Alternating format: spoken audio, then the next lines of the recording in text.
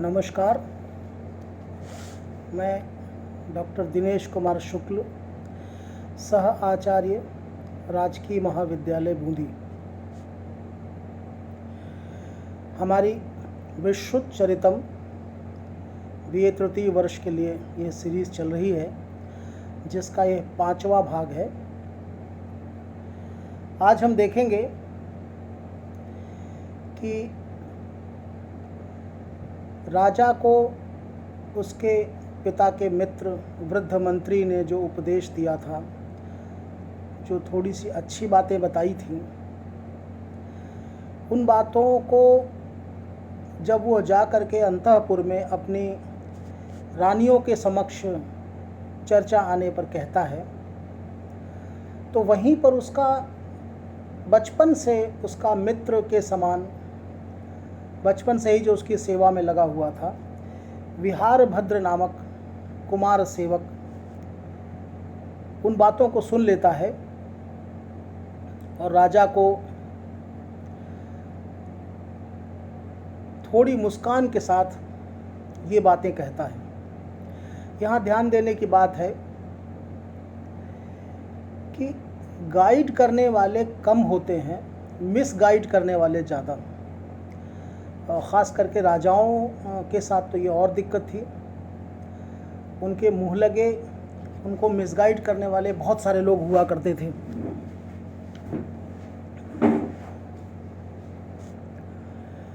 तो सबसे पहले हम टेक्स्ट को देखेंगे, और मैंने आपसे कहा था कि टेक्स्ट विशेष करके संस्कृत में शुद्ध पाठन, शुद्ध पढ़ने का बड़ा महत्व है। अगर आपने शुद्ध पढ़ लिया तो आधा काम तो हो गया। अब मैं इसे पढ़ रहा हूँ और आप देखेंगे, मेरे साथ साथ पढ़ेंगे।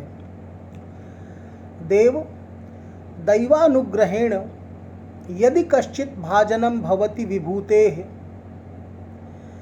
तम अकस्मात् उच्चावचैरूप प्रलोभनैः तम अकस्मात् उच्चावचैरूप प्रलोभनैः कदर्थयन्तः स्वार्थं साधयन्ति धूर्ताः तथा हि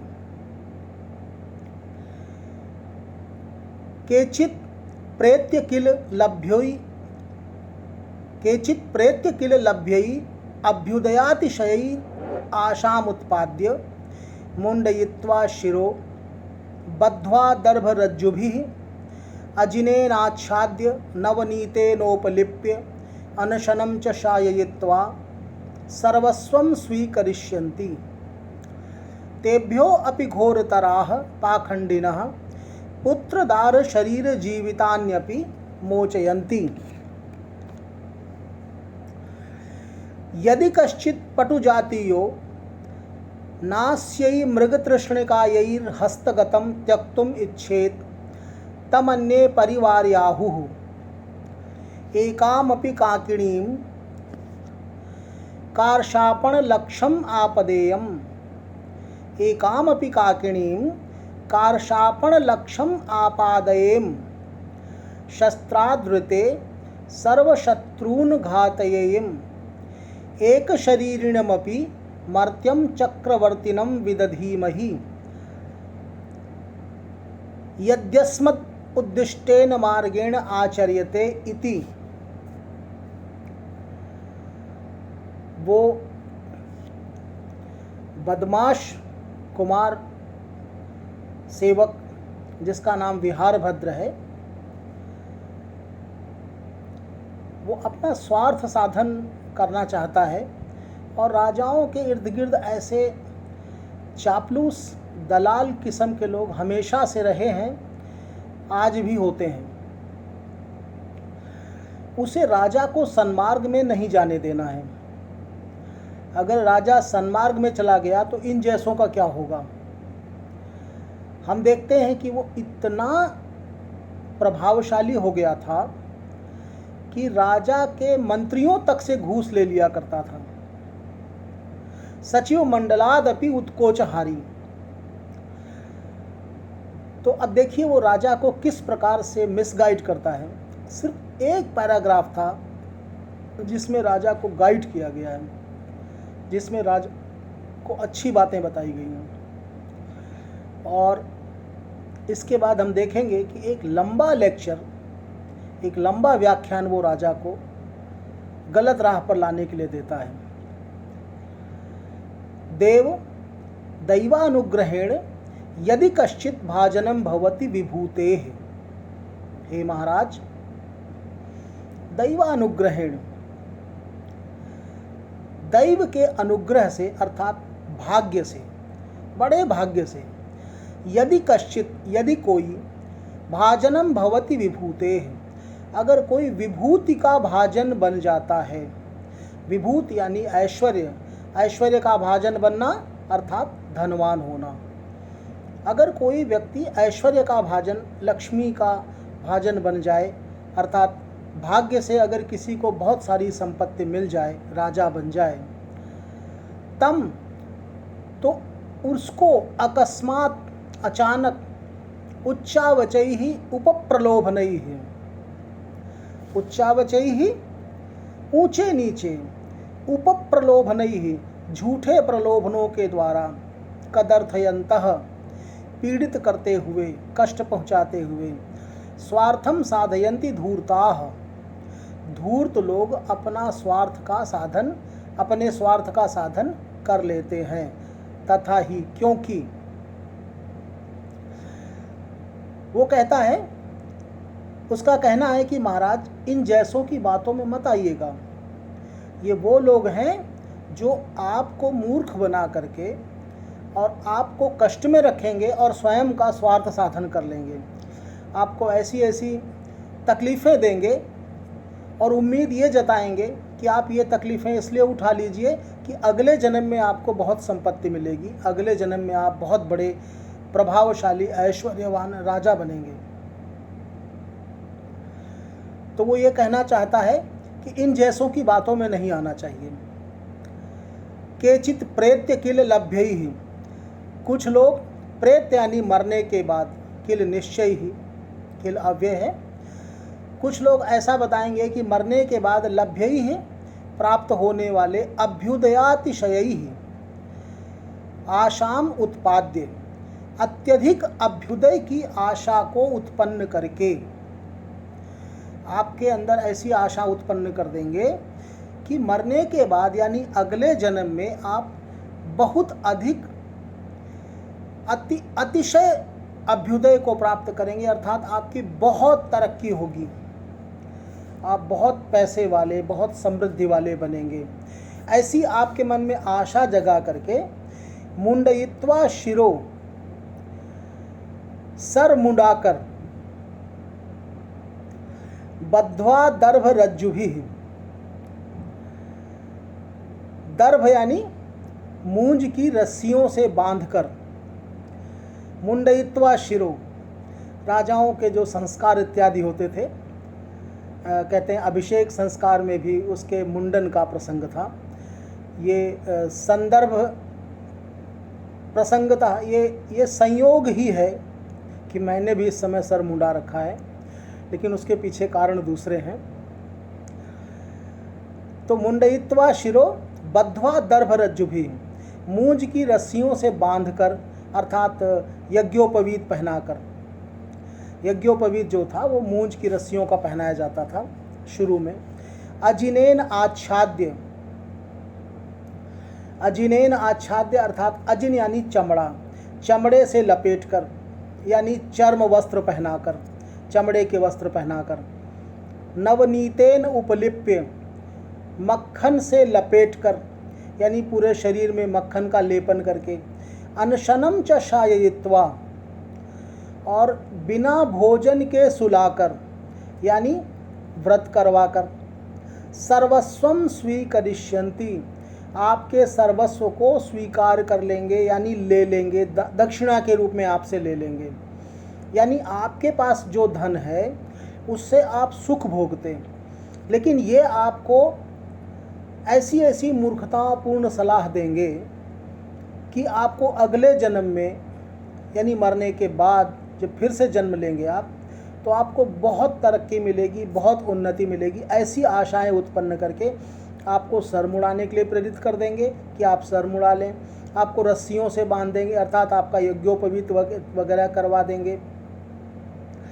आपको चमड़े के रेशमी वस्त्र आप पहनते, लेकिन आपको चमड़े के वस्त्र पहना देंगे, मृगचर्म इत्यादि पहना देंगे। आपके शरीर पर मक्खन का लेप करवा देंगे। अनशनम च शायित्वा, आपको कई कई दिन तक भूखा रख करके सुलाएंगे, और इसके बदले वो दक्षिणा के रूप में आपका सारा धन ले लेंगे। तेभ्यो अपि घोर तराह पाखंडिनः, उनसे भी बड़े बड़े पाखंडी होंगे जो पुत्रदार शरीर जीवितान्यपि मोचयंती, जो आपके पुत्र, दार यानी पत्नी, शरीर, आपका शरीर भी और आपका जीवन भी, इन सब से भी आपको छुड़ा देंगे। आपकी पत्नी भी छुड़वा देंगे, आपकी संतान को भी छोड़ने के लिए कह देंगे, शरीर आपका और आपकी जान भी ले लेंगे। आपको मर जाने तक सलाह देते रहेंगे कि आप तो उनके लिए जान दे दें।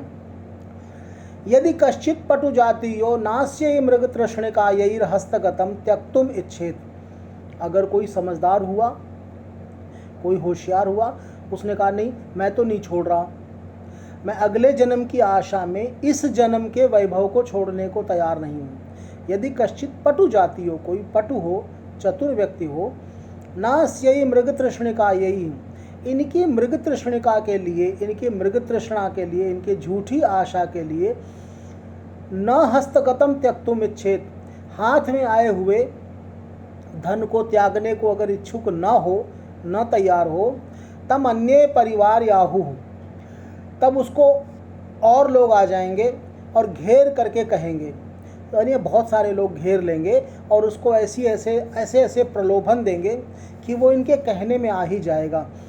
कैसे कैसे प्रलोभन देंगे देखिए। एकामपि काकिणीम कारशापण लक्षम आपादयेम, हम एक काकिणी से लाखों कारशापण बना देंगे।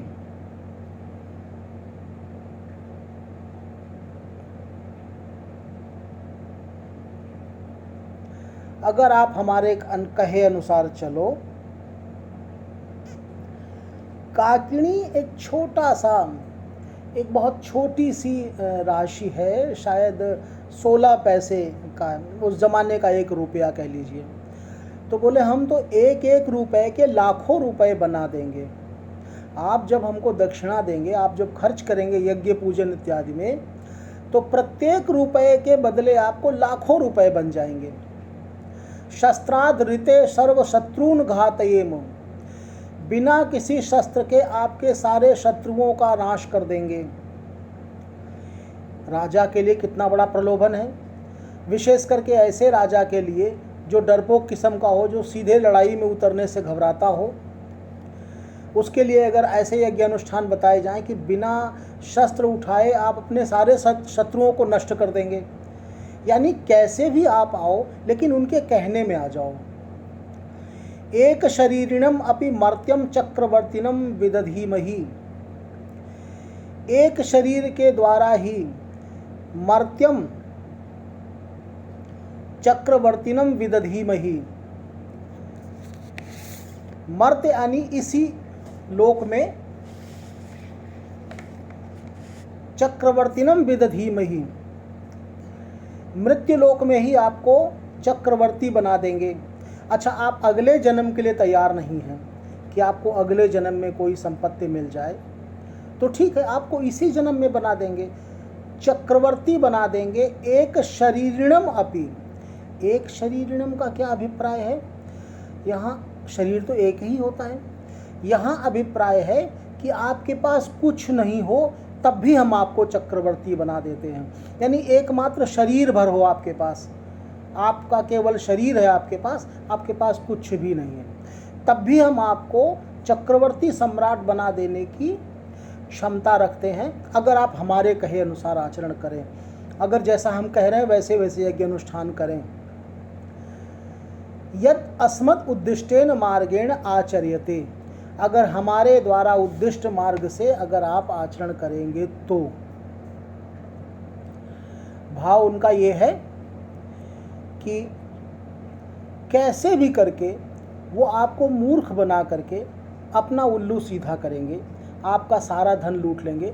महाराज आप तो सुख से अपने धन का उपभोग करिए, इन जैसों के कहने में ना आइए, उसका ये कहने का भाव है।